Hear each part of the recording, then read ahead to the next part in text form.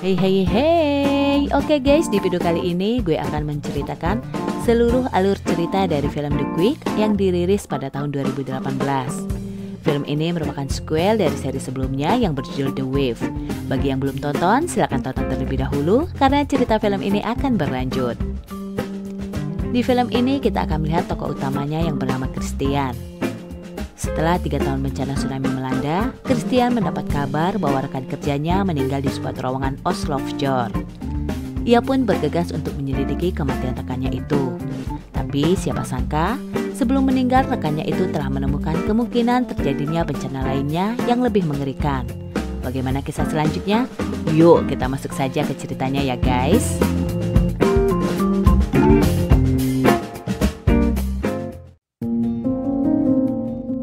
Film ini diawali dengan memperlihatkan sebuah berita yang membahas tentang bencana longsor di wilayah Granger setahun yang lalu. Ahli geologi bernama Christian sering tampil di beberapa acara dan dipuji-puji sebagai pahlawan karena menyelamatkan ratusan nyawa dalam bencana tersebut. 3 tahun kemudian semenjak bencana alam tersebut, kini Christian hidup menyendiri dikarenakan istrinya yang bernama Idun telah menceraikannya. Idun membawa anak-anak mereka bernama Sondre dan Julia tinggal di sebuah kota bernama Oslo. Idun menceraikan Christian karena terpaksa, dikarenakan Christian waktu itu meninggalkan anak-anaknya di mobil. Coba saja Christian membawa anak-anaknya cepat ke Stavanger, maka anak-anak mereka tidak akan terkena bencana tsunami 3 tahun yang lalu. Untuk saja setelah bencana tsunami di Granger, keluarga mereka masih diberi keselamatan. Karena telah membahayakan anak-anaknya dengan terpaksa Idun menceraikannya. Suatu hari, anak perempuan Christian bernama Julia memutuskan untuk mengunjungi rumah ayahnya yang berada di Granger. Ayahnya pun langsung menjemput Julia dan langsung membawanya ke rumah. Sesampai di rumah, Christian langsung menyiapkan makan untuk Julia. Pada malam hari, secara tidak sengaja, Julia masuk ke dalam ruangan rahasia Christian yang di dalamnya terdapat foto para korban bencana alam. Lalu pada pagi harinya, Christian langsung menyuruh Julia untuk pulang ke rumah ibunya. Christian beralasan bahwa Julia datang tidak tepat pada waktunya. Dengan perasaan sedih, Julia pun terpaksa menuruti permintaan ayahnya. Pada akhirnya, Christian pun mulai mengantarkan Julia ke pelabuhan. Saat Julia menaiki kapal, syal Julia tertinggal di dalam mobil. Scene berpindah memperlihatkan seseorang yang bernama Konrad yang ingin pergi menuju ke terowongan Oslofjord. Akan tetapi di tempat itu tiba-tiba saja muncul getaran yang membuat bebatuan di sana runtuh. Alhasil Konrad pun tewas di tempat. Sementara di rumah, Christian mendengar sebuah berita yang menyatakan bahwa rekan kerjanya yaitu Konrad telah meninggal di terowongan Oslofjord. Kemudian Christian membuka sebuah berkas yang di dalamnya terdapat beberapa hasil penelitian milik Konrad. Lalu Christian memutuskan untuk melakukan perjalanan ke Oslo untuk menyelidiki kematian dari Konrad. Setibanya di Oslo, Christian disambut hangat oleh supervisor Konrad yang bernama John. Christian mulai menanyakan apa yang sebenarnya terjadi di terowongan tersebut. Awalnya, Christian mengira kalau Konrad mati akibat gempa alam yang mengakibatkan bebatuan di sekitar situ menjadi runtuh. Lalu dengan cepat, John meyakinkan Christian bahwa tidak ada yang perlu dikhawatirkan. Karena sistem pemantauan terbaru menunjukkan bahwa ada banyak aktivitas getaran buatan manusia akibat konstruksi bangunan. Getaran buatan manusia menyebabkan bebatuan di terowongan Oslofjord menjadi runtuh. Jika terjadi aktivitas yang mencurigakan, maka John akan memberinya kabar terbaru. Walaupun begitu, Christian masih tidak yakin bahwa getaran itu disebabkan oleh getaran buatan manusia. Oleh karena itu, ia pergi ke rumah Konrad untuk menyelidiki apa yang sebenarnya Konrad lakukan di dalam terowongan tersebut. Sesampai di sana, Christian bertemu dengan putri Konrad yang bernama Merit. Di kantor Konrad, Christian menemukan semua penelitian Konrad termasuk sampel bebatuan inti dan peta aktivitas gelombang seismik yang lebih serius daripada yang dikatakan oleh John. Yang ia khawatirkan sekarang adalah muncul gempa besar secara mendadak. Nah, hal itu akan memakan banyak korban jiwa. Maka dari itu, Christian kembali menghubungi John dan bertanya dari mana John tahu gempa itu disebabkan oleh manusia. John pun menjawab bahwa getaran itu disebabkan oleh pekerjaan konstruksi bangunan. Karena John tidak bisa diandalkan, oleh karena itu Christian berusaha mengusut apa yang dilakukan Konrad di dalam terowongan tersebut. Malamnya, Christian mengunjungi Idun di apartemennya hanya untuk bertemu dengan putranya yaitu Sondre. Meskipun Sondre senang melihat ayahnya, tapi ternyata ia ingin keluar menonton film bersama sang pacarnya yang bernama Mia. Di dalam apartemen, Christian meminta maaf kepada Idun karena telah mengirim Julia pulang lebih awal dan langsung mengembalikan shawl Julia. Idun mengundang Christian untuk datang ke pentas balet Julia pada keesokan harinya. Dengan tawaran tersebut, Christian langsung menerimanya. Keesokan harinya, Christian lagi-lagi kembali ke rumah kontrak dan bertemu dengan Merit. Christian mengatakan kepada Merit pasti ada sesuatu yang sedang diselidiki oleh kontrak di dalam terowongan tersebut. Ia mulai merasakan sesuatu yang besar akan terjadi. Oleh karena itu, Christian mulai meyakinkan Merit untuk ikut ke dalam terowongan tersebut. Sesampai di terowongan, mereka mulai masuk ke dalamnya. Di dalam sana, Christian menemukan sampel bebatuan inti yang ingin diambil oleh kontrak. Akan tetapi, sebelum berhasil mengambilnya, sebuah gempa terjadi yang mengakibatkan tempat itu runtuh dan menewaskan kontrak. Setelah berhasil mengambil sampel bebatuan inti, mereka pun segera kembali. Di perjalanan, Christian ditelepon oleh Idun dan menanyakan keberadaannya. Idun mengatakan bahwa pentas Julia sudah dimulai. Saat sedang teleponan, secara tidak sengaja, Christian mematahkan sampel bebatuan itu menjadi dua bagian. Padahal seharusnya batu tersebut tidak begitu rapuh karena terbuat dari batu yang padat. Dugaan Christian pun semakin kuat bahwa akan terjadi bencana besar. Di saat bersamaan, listrik di seluruh kota tiba-tiba saja mati. Beberapa detik kemudian muncullah gempa yang menyebabkan terjadinya retakan di mana-mana. Gempa tersebut ternyata menghancurkan gedung tempat Julia melakukan pentas. Oleh karena itu, Idun mencoba menyelamatkan Julia.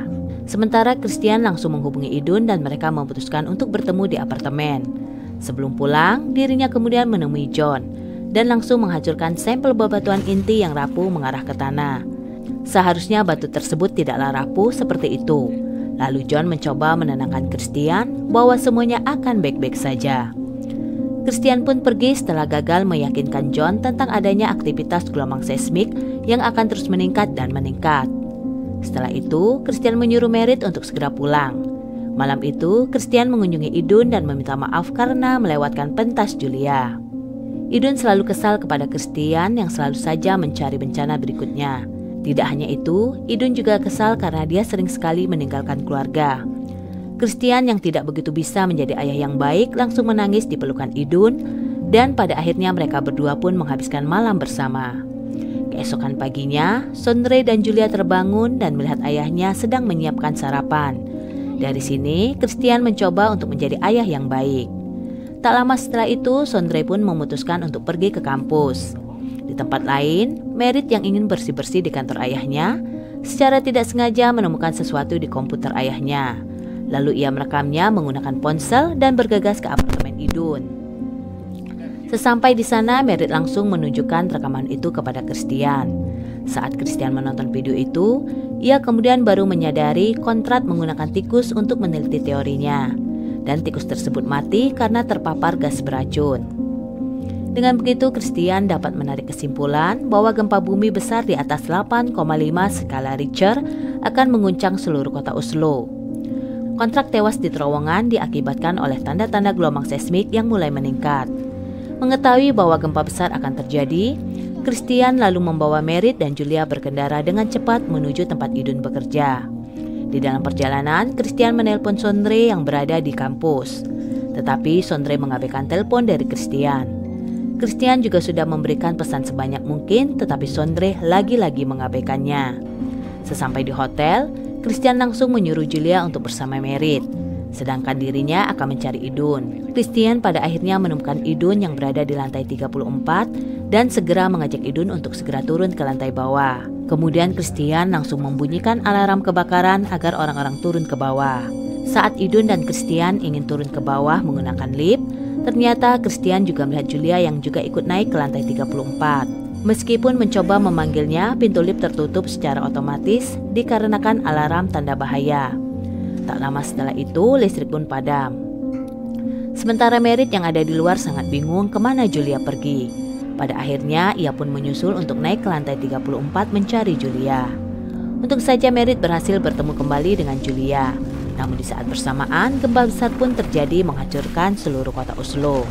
Karena kondisi yang gawat, Merit langsung membawa Julia masuk ke dalam gedung. Gempa dahsyat yang terjadi membuat Merit pingsan. Sementara di dalam lift, gempa itu membuat Idun dan Christian merasa sangat panik. Sementara di kampus, Sondre dan pacarnya tidak terluka karena ia berlindung di bawah meja. Langit-langit yang runtuh menewaskan beberapa mahasiswa. Ketika Merit tersadar, ia melihat Julia sedang merawat pekerja hotel yang terluka akibat tertimpa puing-puing bangunan. Mereka berusaha keras untuk menyelamatkan si pekerja tersebut. Tetapi tak berselang lama, gempa susulan terjadi yang membuat sebagian gedung menjadi miring. Mereka pun langsung berpegangan pada sebuah besi agar tidak meluncur. Namun Merit secara tidak sengaja melepaskan tangan pekerja itu yang menyebabkan ia pun tewas. Merit pun hampir mengalami hal yang serupa, tapi untung saja ia berhasil memegang sebuah besi. Karena bebatuan juga ikut meluncur, Julia terpaksa menghindar dan berhasil meraih tangan dari Merit. Di dalam lift, Idun dan Christian yang baru sadar mencoba untuk keluar dari lift lewat tangga darurat yang telah disediakan. Ketika ingin memanjat, puing-puing bangunan terjatuh mengenai kaki Idun. Alhasil kaki Idun terluka sangat parah. Mereka kemudian melihat pintu lift yang terbuka di lantai 30. Mereka mencoba menggunakan kabel lift untuk menyeberang ke pintu tersebut. Christian berhasil sampai ke pintu lift, sedangkan Idun gagal dikarenakan liftnya tiba-tiba saja meluncur ke bawah. Christian pun sangat bersedih ketika melihat Idun tewas di depan matanya. Christian lalu dengan cepat kembali ke lantai 34 untuk mencari Julia. Sesampai di sana, akhirnya Christian bertemu kembali dengan putrinya.